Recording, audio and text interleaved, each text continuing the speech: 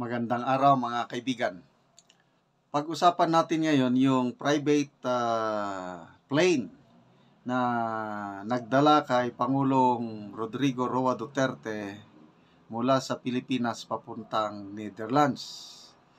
Maraming nagtatanong, sino ang may-ari noon? Sino ang gumastos sa cost of transporting our former president? So, may mga speculation, haka-haka lang kung sino mga may-ari, mga politiko, at isa sa lumutang na pangalan sa social media ay allegedly, pag-aari daw ni Congressman Saldico ng Ako Bicol Party List yung eroplano. So, alleged lang ito, walang prueba. So ito ngayon, si Congressman Saldico sa kanyang official Facebook page, nagbigay siya ng statement. So, basahin ko lang. Statement on fake news regarding alleged ICC involvement. Representative Saldico, Ako Bicol Party List, March 13, 2025. Palaki ko lang. Okay. I categorically deny the false information circulating online regarding my alleged involvement with the International Criminal Court and my supposed trip to The Hague. I have no connection to the ICC, nor I am in The Hague, Netherlands. While I confirm that I recently traveled abroad, it was solely for a scheduled personal meeting in Rome and had nothing to do with the ICC. My travel records clearly show that I departed Manila on Emirates flight EKIT 333 to Dubai on March 11, 2025 and proceeded to Rome on Emirates flight on March 12. Any claims suggesting that I am in The Hague or any location other than Rome are entirely false. Furthermore, I would like to stress that I do not own the RPC-5219 Gulfstream G550 aircraft that reportedly transported former President Rodrigo Duterte to the Netherlands. Social media posts linking me to this aircraft are completely untrue.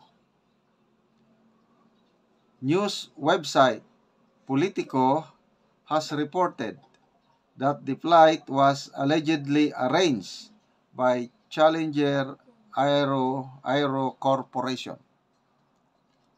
It is evident that certain individuals are actively spreading fake news, particularly targeting me and several of my colleagues in the House of Representatives.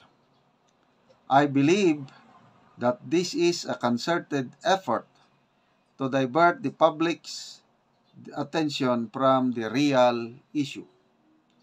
I urge the public and the media to exercise discernment, verify information with the appropriate authorities, and practice responsible reporting to prevent the spread of misinformation. Thank you. Yan. So, salamat Congressman Saldico sa pagpahayag nyo. At least may categorical denial. Yan ang maganda. Kung may akusasyon, sagutin mo lang. I-deny mo or ano, ganun lang. Ang iba dyan, mayroong akusasyon, tatawanan lang. I will not glorify, dignify that. Wala lang.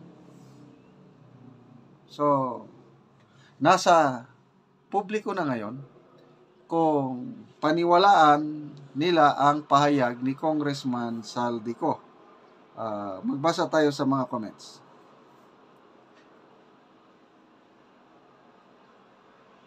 Okay.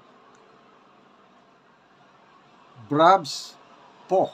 Sabi niya, pitikon ko lamang ngudoy mo, Ilis Saldi. Parang Bicolano word ito. Ngudoy. Romel Pangadan, Kasaba Pugkaw. Again, they're now speaking in the Bicolano dialect. Pugkaw. Bo Roy, sabi, we!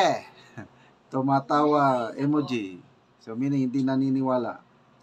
Kian Balindan, talaga ba? Question mark. Leo Tech.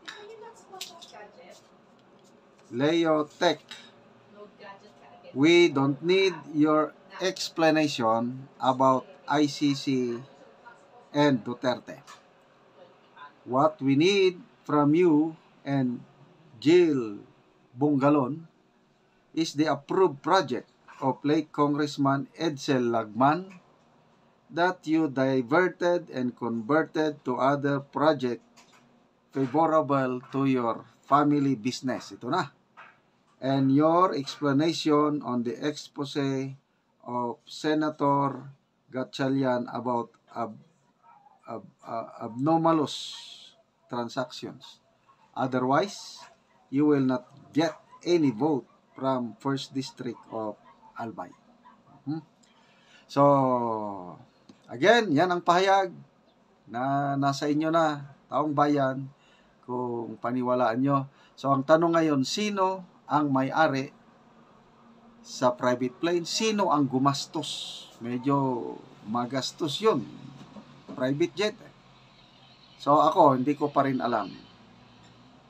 Sana darating ang panahon na malaman natin sino ang gumastos, sino ang may-ari sa eroplano na yan. Mga kaibigan, salamat sa inyong palaging panonood sa ating mga videos. Nakakatulong kayo sa tribong Talaandig. Ang income sa channel na ito, tinutulong natin sa tribo. Sa ngayon, nagbibigay tayo ng livelihood assistance. Nagpapatanim tayo ngayon sa tribo ng saging lakatan. Kung may itinanim, may aanihin. Panoorin nyo ang video na ito. Na anak ko dire sa saging lakatan ni Manoy Nore. O, ako silang bisitahon. Mayong buntag nang. Ayong buntag. Oo. Nagaon sa man mo diya nang. Mag-abuno mi sa among saging lakatan. Nagabuno mo. So, muna ni Manoy ang una ni mo Manoy nga tanom nga saging lakatan Manoy. Muna ni. Una na akong itanam. Pila ni tanan kapunuan Manoy ang una ni mo nga tanom? 30. 30. Oh, daghan-daghan gyud. Daghan ni nga kuan. Oo, so hapit na gid ni siya mamuso. Hapit na. Hapit na gid muso. Nga Hulyo karon naa ni puso. Mga Hulyo na kana ni puso. Naa. Oo, kining 30 nimo kapunuan. Kaning 30 ka punuan. Oo, kay mga dagko naman. Mga taas na dagko na kayo. Oo. So, apil sa kuan kanang ulahi nga imong gitanom Manoy nga saging lakatan, pila ni tanan kapunuan? 202. 202 apil sa ulahi. Oo, apil sa ulahi. Oo, so mao na ni ang saging lakatan ni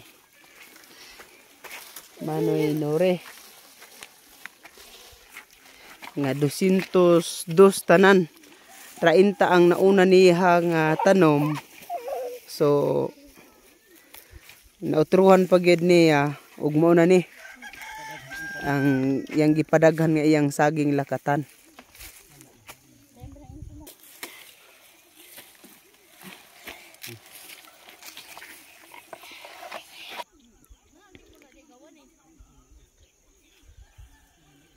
So, mga tambok yun ang tanom ni Manoy Nori nga saging lakatan. 200 to tanan.